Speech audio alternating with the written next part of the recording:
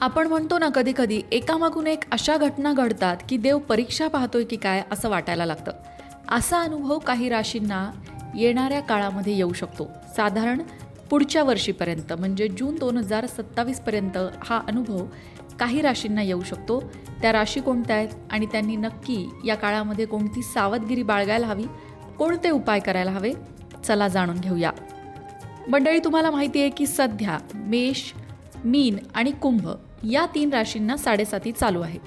त्याचबरोबर धनु आणि सिंह या राशींना शनीची ढैया चालू आहे.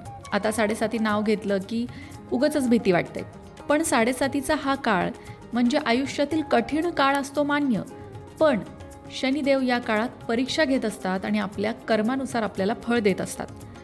या ज्या 5 राशी आहेत, मेष, मीन, कुंभ, सिंह आणि धनु, या 5 राशींसाठी हा काळ थोडा परीक्षेचा आपण म्हणू शकतो.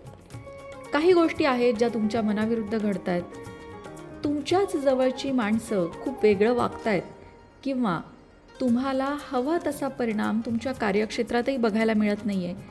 सगळ्यात महत्त्वाचं म्हणजे थोडासा मानसिक त्रास होतोय, पण हा काळ लवकरच निघून जाणार आहे. तुम्ही किती धैर्याने या काळाला सामोरे जातात ते मात्र महत्त्वाचं ठरणार आहे. कारण परिस्थिती बदलते, पण त्या परिस्थितीत आपण कसं वागलो होतो हे मात्र आपलं व्यक्तिमत्व ठरवत असतं आणि आपलं पुढचा प्रवास आपलं वागणं ठरवत असतं. तुम्हाला असाही अनुभव कदाचित येत असेल की घरातलं वातावरण विनाकारणच कलुषित होतंय. जवळच्या नातेवाईकांशी, मित्रांशी, जोडीदाराशी लहान सहान गोष्टीवरनं गैरसमज किंवा वाद होत आहेत. त्याचबरोबर तुम्ही नोकरी आणि करिअरमध्ये सुद्धा जे कष्ट घेत आहेत त्याला त्या प्रमाणात फळ मिळायला उशीर होतोय.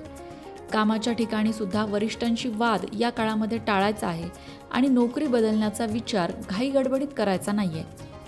सगळ्यात महत्त्वाचं या काळामध्ये आपले विचार हे सकारात्मक असणं महत्त्वाचं असतं. आता ही गोष्ट खूप अवघड आहे. जर अवतीभोवती नकारात्मकच घडत असेल तर कुठून सकारात्मक विचार आणायचे, नाही का, असं वाटू शकतं. पण हीच तर खरी परीक्षेची वेळ आहे. माणसाचा खरा स्वभाव कसा आहे हे त्याच्या पडत्या काळात किंवा अडचणीच्या काळातच कळतं. त्याचबरोबर त्यालासुद्धा त्याच्या आजूबाजूच्या लोकांचा स्वभाव नक्की कसा आहे, ते किती सपोर्टिव्ह आहेत किंवा नाही आहेत, हे सुद्धा जेव्हा आपण अडचणीत असतो तेव्हाच आपल्याला कळतं. आणि हे आपलं एक प्रकारचं शिक्षणच असतं. पण अर्थात यातून बाहेर पडायला उपाय आहे. शनिवारच्या दिवशी हनुमान चालिसाचं पठण करणं, त्याचबरोबर मारुती स्तोत्राचं पठण करणं, यामुळे मनोबल वाढतं.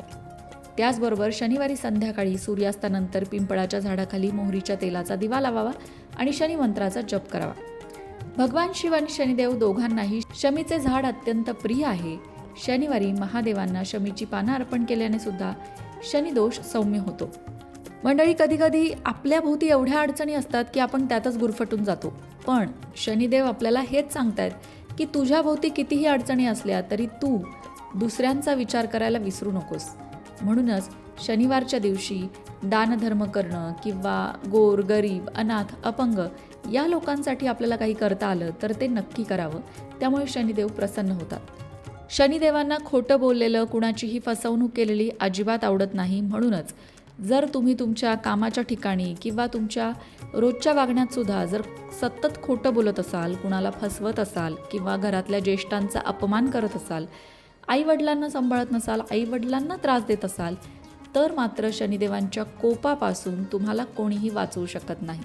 कारण शनिदेवांना प्रसन्न करायचं असेल तर सगळ्यात आधी वागणं सुधारावं लागतं. त्यासाठीच आपल्याला शनीची ढैया किंवा 7.5 येत असते, आपलं वागणं सुधारण्यासाठी. आणि हा अगदी सोपा उपाय, पण हा कुणाला सांगून पटत नाही. 7.5च्या काळात म्हटलं ना, तुमच्या घरातल्या ज्येष्ठ व्यक्तींची सेवा करा किंवा 7.5च्या काळामध्ये थोडं दानधर्म करा. 7.5च्या काळामध्ये तुमच्या हाताखाली काम करणाऱ्या लोकांना सुद्धा मदत करा किंवा त्यांच्याशी बोलताना सुद्धा उचित सन्मानाने बोला. पण या गोष्टी सांगून पटत नाही. अरे याने काय होणार आहे, एवढ्याशा गोष्टींनी काय होणार आहे. पण हा वागण्यातला छोटा छोटा बदल करून बघा, तुम्हाला नक्कीच त्याचा सकारात्मक परिणाम दिसेल. या व्यतिरिक्त आता तसं पाहिलं तर पुढच्या जूनमध्ये म्हणजे जून 2027मध्ये कुंभ राशीच्या लोकांची 7.5 संपणार आहे. हो, कुंभ राशीच्या लोकांची सुटका होते आहे आणि म्हणूनच आता हे शेवटचं जे 1 वर्ष आहे, जाता जाता 7.5 काहीतरी चांगलं सुद्धा देते असं म्हणतात. त्यामुळे नक्कीच तुम्ही जो त्रास आत्तापर्यंत काढलेला आहे त्यातनं काही ना काहीतरी सकारात्मक गोष्ट तुम्हाला मिळणार आहे. फक्त काय सकारात्मक होतंय हे बघण्याची दृष्टी मात्र तुमच्याकडे हवी. तुम्हाला या ज्या 5 राशी आहेत त्या 5 राशींबद्दल सेपरेट जाणून घ्यायचं असेल वेगवेगळं, म्हणजे मेषला 7.5 कशी किंवा मीनला कशी, तर त्यासाठी आपल्या चॅनलवर प्रत्येक राशीचा वेगळा व्हिडिओ आहे. ॲस्ट्रो गुरु ज्योती जोशी यांनी प्रत्येक राशीने कुठले उपाय करावे आणि त्यांच्यासाठी हा येणारा जो काळ आहे तो कसा असणार आहे याबद्दल मार्गदर्शन केलं आहे. फार सकारात्मक मार्गदर्शन आहे तुमच्या प्रत्येक समस्येवर, त्यावर उपाय सांगितला आहे. त्याची लिंक तुम्हाला डिस्क्रिप्शन बॉक्समध्ये मिळेल, तो नक्की बघा. अशाच प्रकारच्या माहितीपूर्ण व्हिडिओंसाठी लोकमत भक्ती चॅनलला सबस्क्राईब करा आणि बेल आयकॉनवर सुद्धा क्लिक करा, म्हणजे आमच्या नवनवीन व्हिडिओचं नोटिफिकेशन तुम्हाला मिळत राहील. तसंच योग्य आध्यात्मिक मार्गदर्शनासाठी लोकमत भक्तीच्या फेसबुक पेजला फॉलो करायला विसरू नका.